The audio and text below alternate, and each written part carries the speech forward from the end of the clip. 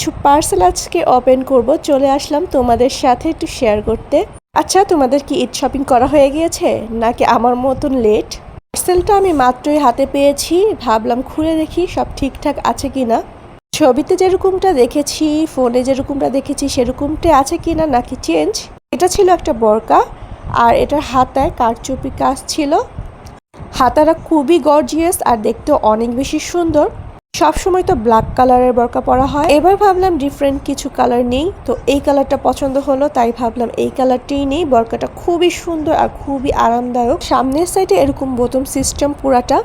পিকচারের থেকে বাস্তবে দেখতে একটু বেশি সুন্দর, বিশেষ করে হাতাটা অনেক বেশি ভালো লেগেছে।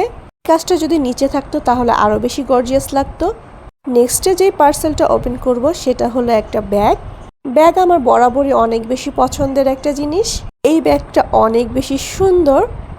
ছোটখাটো ব্যাগগুলো দেখতে কিন্তু অনেক বেশি কিউট হয়। ব্যাগের মধ্যে স্পেসটাও খুব ভালো ছিল, আর এটার সাথে একটা লং বেল দেওয়া হয়েছে।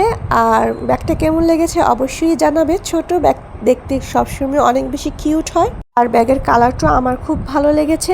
নেক্সটে যে পার্সেলটা ওপেন করব সেটাও একটা ব্যাগ। যাদের বেবি আছে তাদের একটু বড় সাইজের তো ব্যাগ প্রয়োজন হয়, বিশেষ করে আমার একটু মাঝে মাঝে বড় সাইজের ব্যাগগুলো বেশিই প্রয়োজন হয়। ছোট ছোট জিনিসগুলো রাখার জন্য না, একদম ছোট ব্যাগ হলে হয় না।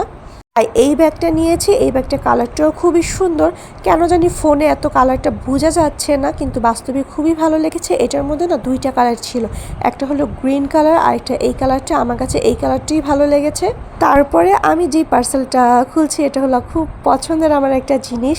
এই ক্যান্ডেলগুলো না অনেক বেশি আমার ভালো লাগে, যখন বিশেষ করে ভিডিও করি না তার পাশে রেখে দিলে অনেক বেশি সুন্দর লাগে। আর ক্যান্ডেল আমার কাছে সবসময় অনেক বেশি ভালো লাগে।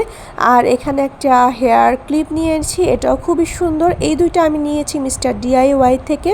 নর্মালি আমার না এত বেশি আনবক্সিং ভিডিও দেওয়া হয় না, আজকে ভাবলাম আনবক্সিং একটা ভিডিও দিই। কেমন হয়েছে অবশ্যই জানাবে।